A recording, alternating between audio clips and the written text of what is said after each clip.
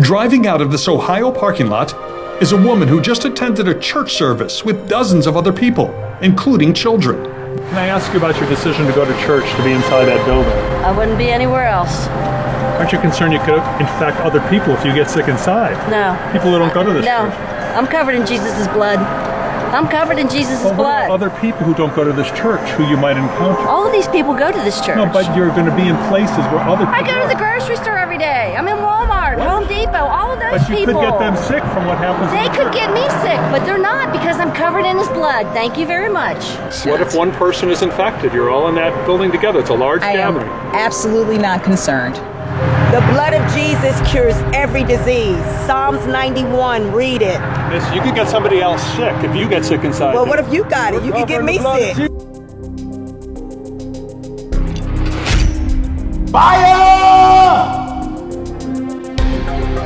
Every single week, believers are gathering to fellowship in their local assemblies, hanging on to cliches, slogans, and power scriptures, but never really coming into the meat of His Word.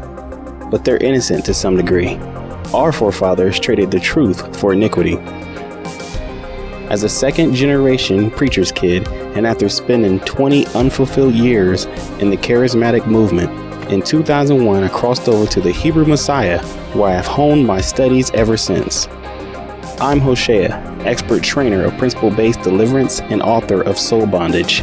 My life's work is to bring people out of bondage using the proven biblical ancient foundations only established within the Torah. Today we'll be discussing, are you covered by the blood or covered by the law? Is the blood of Jesus, as some Christians say, really an invisible force field that protects you from all hurt, harm, and danger, germs, diseases, and even viruses? Let's find out.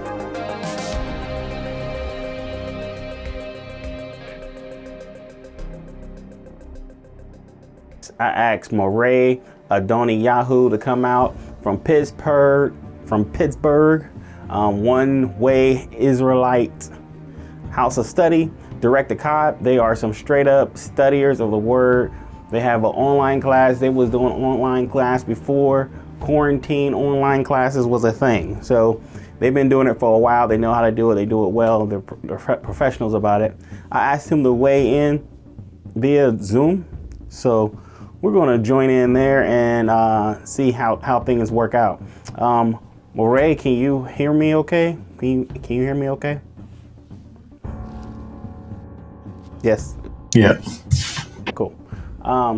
So I guess the question is, or what I'm asking is, what is your perspective on the ideal that the blood of Jesus is like this force field that protects you from being penetrated by the coronavirus? I'm only laughing because of the way that you're describing it. It sounds kind of funny. I think that the idea it can obviously be a dangerous one, I would say. When we look in the scriptures, I don't know that it speaks about the blood as being something that protects you against anything except for the death angel in Exodus.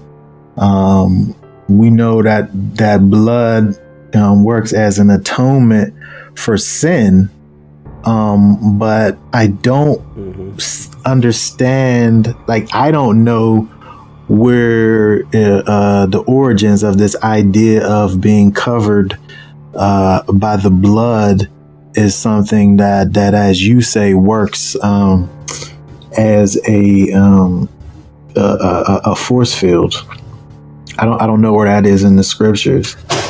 Well, I know, I remember it coming up. I remember using it. I remember it being said. I can't say it goes back 3 generations, but I know at least goes back 1 generation to my father and my parents said it.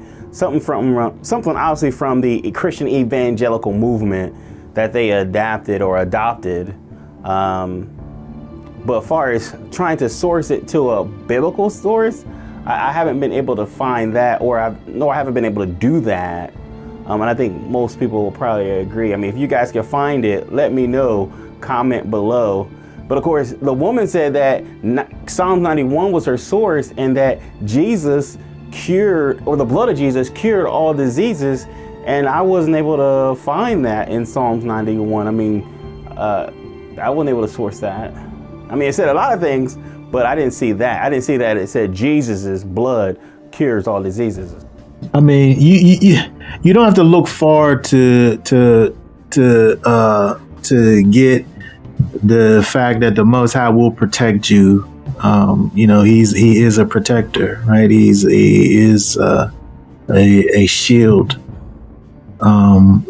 In Matthew 4 and 6 and 7, where it says, and said to him, if you are the son of Elohim, throw yourself down, for it is written, he shall command his messengers concerning you, and in their hands they shall bear you up, so that you do not dash your foot against the stone. And Yeshua said to him, it has also been written, you shall not try Yahweh your Elohim. And so when I look at this now, when I look at that verse over there, the thought is that Yeshua very well could have, as creator, jumped off of the cliff and not died. He walked on top of water, and from a physical perspective, he's not supposed to be able to do that. Right? So we know that Yeshua was perfectly able to have gotten to the place where he's defying these physical laws that exist. He's able to go over and above these things, right? But here it says that he didn't do it, and he said for him to have done that would have been trying the Most High. So am I able to say that because the Most High is my protector, that I'm going to jump into these potentially dangerous situations without proper protection and just say the Most High got me, then I can just do it? Yeshua himself didn't do it. So why would we do it? I think it's a whole other thing to like go to try to catch it and then, you know, just be like, well, I'm his, so he's going to take care of me. I feel like it's almost the exact same thing that we see going on with Yeshua, and he calls that trying Elohim. Well, could we make a case that Yeshua understood that it was trying Elohim, but maybe these people don't? I mean, as a Hebrew, we have scriptures like Deuteronomy chapter Devarim 28, where it has the blessings and curses. Isn't that a way of saying that you get what you're going to deserve, or like maybe, you know, this, like he'll protect you? I mean, he'll give you a blessing versus getting the curse. I mean, isn't that sort of the same thing? Being covered? Yeah, but I think the difference is, like, when you talk about the blessings, you're being blessed in things that when I sow, I'm going to reap abundantly. Mm-hmm. Right? Mm-hmm. So I'm sowing and I'm reaping abundantly just because of my obedience. But it's not like there's magical things. I'm doing regular things. Yeshua talks about reaping what you sow. If somebody goes out here and does these basic natural things, you know, you're going to reap a reward from doing that, right? If I sit up here and buy something for $1 and sell it for $2, it's just capitalism. It's not magic. So I'm saying we can't just sit up here and think that you know, we can't put ourselves in dangerous situations and not expect for things to happen to us. And again, I'm saying that you're trying the Most High to do that. It's not wise. It's not wise. You know, you also think about this whole we can't over spiritualize things and take away the natural aspects of things. And Yeah, the scriptures in First Corinthians 15 says first comes the natural, then the spiritual, which is always a challenge. Yes, that's absolutely. The model that we seek. Because I think that's the example that we get. So I think that we always have to kind of not try to get away from the fact that, you know, in this physical realm, like, we got to deal with these physical things. Like, it's not wise. There's no wisdom there. But does that mean that now every time we plead the blood, it becomes a magical force field for us? Yeah. I mean, even if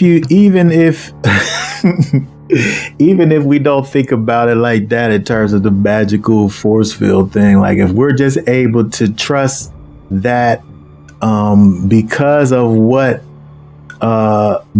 the blood, I'm able to jump into these dangerous situations with no physical protection. Like, I'm saying, the thought of that, the blood ain't for that, right? The blood ain't for that. It's for atonement from sin. I don't know what else it's for. It's for redemption. It's for redemption, and it's for the atonement of sin. It's not for protection. Outside of the death angel in Exodus chapter 12 or 13, whatever chapter that is, that's when we see it for protection. But other than that, it's for atonement for sin. It's for atonement for sin and redemption. Those are the things that we see it used for, but not protection. Protection in any way. I don't know what way is used for protection like that in the scriptures. I don't know that. And then, of course, at the same time, could this be an example of where Christians now took a miracle and they try to turn it into a principle? Because oftentimes Christians, they take a miracle in the Bible and then they try to use that as their model. They try to use that as their example. And so, yes, it was a miracle of the death angel. It was a miracle of the death angel that one time.